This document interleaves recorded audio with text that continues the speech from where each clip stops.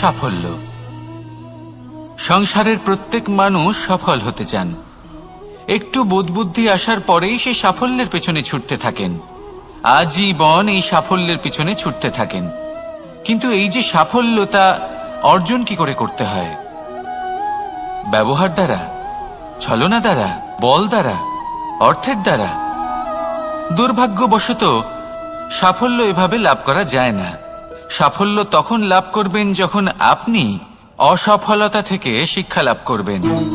অসাফল্য থেকে শিক্ষা লাভ করা অত্যন্ত গুরুত্বপূর্ণ। করা ভুলের থেকে শেখা অত্যন্ত গুরুত্বপূর্ণ। যদি আপনি অসাফল্যকে ভয় পান, তার থেকে দূরে পালান, তাহলে জীবনে কখনোই এগোতে পারবেন না। অসফলতা আসেই আপনাকে এটা বোঝানোর জন্য যে সাফল্য কিভাবে অর্জন করা যেতে পারে। তাহলে অসফলতাকে স্বাগত জানান, তার থেকে শিখুন। নিশ্চিত রূপে সাফল্য আপনার কাছে আসবেই আসবে। আর এই মন তা সুপ্রসন্ন হয়ে বলবে, রাধা রাধা। কখনো কোনো বৃক্ষকে দেখেছেন? এই ধরিত্রী থেকে ততটুকুই জল নেয় যতটুকু তার প্রয়োজন। কোনো প্রাণীকে দেখুন, এই প্রকৃতি থেকে ততটুকুই খাবার গ্রহণ করবে যতটুকু তার খিদে রয়েছে। খিদে মিটে গেলে আর খাবে না। এবার মনুষ্যকে দেখুন, সে নিজের জীবনে যা কিছু পেয়েছে, বস্তু, ধন, খাবার, শক্তি, প্রয়োজনের থেকে অনেক বেশি লাভ করার চেষ্টা করে থাকে। প্রয়োজনের থেকে বেশি যদি পেয়েও যায়, তাহলেও তার কম মনে হয়। এবার এরকম ঠিক কেন হয়? এর পিছনের কারণ কি? কারণ হলো লোভ। লোভের আগুন কিছু এমন হয়, যদি মানুষের মনে একবার প্রজ্বলিত হয়, তাহলে শুধু বাড়তেই থাকে। ততক্ষণ বাড়বে যতক্ষণ না আপনি নিজে তাকে বাধা দিচ্ছেন। তবে এই লোভের আগুন নিয়ন্ত্রণ করা সম্ভব। পরিমিতিবোধ, পরিমিতিবোধের চিন্তা। আপনাকে শুধু নিজেকে একটা সরল প্রশ্ন করতে হবে। যখনই মনের মধ্যে কোনো বস্তুর প্রতি, শক্তির প্রতি, ধনের প্রতি, ভোজনের প্রতি লোভ বেড়ে যায়, নিজেকে প্রশ্ন করুন, এটা কি আমার কাছে ততটাই প্রয়োজনীয় যতটা একটা বৃক্ষের কাছে জল, যতটা একটা প্রাণীর কাছে ভোজন? এটা কি ততটাই প্রয়োজনীয়? যদি উত্তর না হয়, তাহলে নিজেকে সেখানেই বাধা দিন।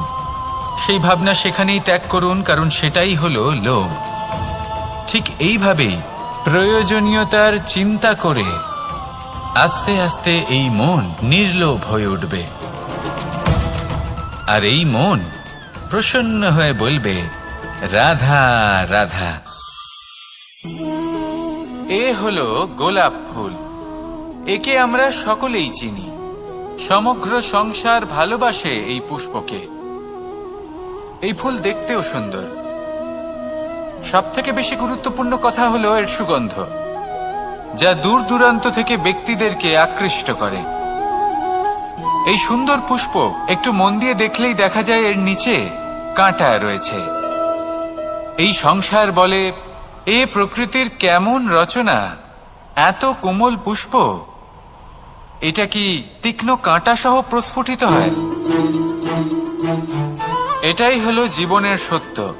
আমাদের অন্তরের সদ্গুণ, সেগুলিও এই ফুলের মতোই সুন্দর। সংসার এর সৌন্দর্য দেখতে পায়, এর সুগন্ধ চতুর্দিকে ছড়িয়ে পড়ে। কিন্তু এই সদ্গুণ জাগ্রত করে তোলার জন্য কঠোর পরিশ্রম করতে হয়, প্রতিনিয়ত চেষ্টা করে যেতে হয়। তাই জন্য যদি আপনি জানেন আপনার পথ উচিত, কিন্তু তা কাঁটায় পরিপূর্ণ, তাহলে থামবেন না, চলতে থাকুন। একবার যদি অন্তরের সদ্গুণ জাগ্রত হয়, তাহলে এই সংসার এর সৌন্দর্য দেখবে আর সুগন্ধে আকর্ষিত হয়ে আপনার কাছে আসবে। এই মন, এই জীবন প্রসন্ন হয়ে বলবে, রাধা রাধা।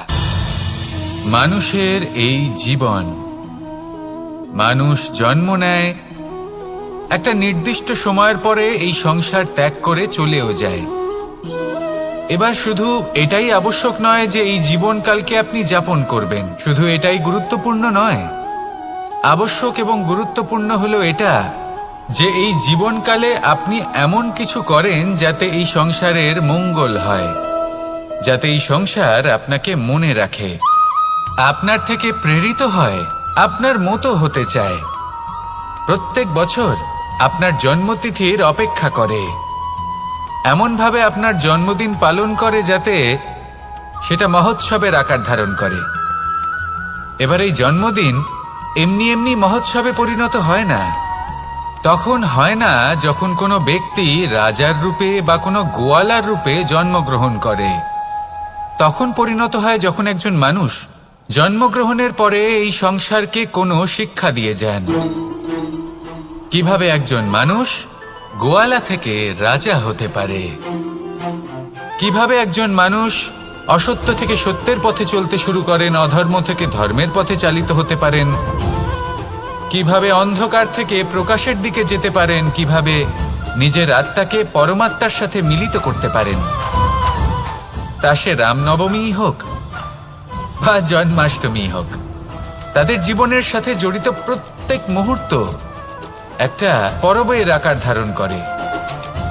তাহলে আপনিও এইভাবে নিজের জীবন যাপন করতে থাকুন। এই সংসারে শুধু ভালোবাসা বিতরণ করুন, কিছুটা এমন ভাবে বিতরণ করুন যাতে আপনি এই সংসার থেকে চলে যাওয়ার পরেও এই সংসারে আপনি শুধুই ভালোবাসা বিতরণ করতে পারেন।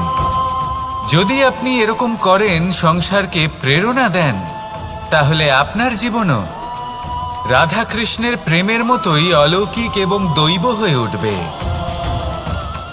আসুন আর আমার সাথে ভালোবেসে বলুন, রাধা রাধা।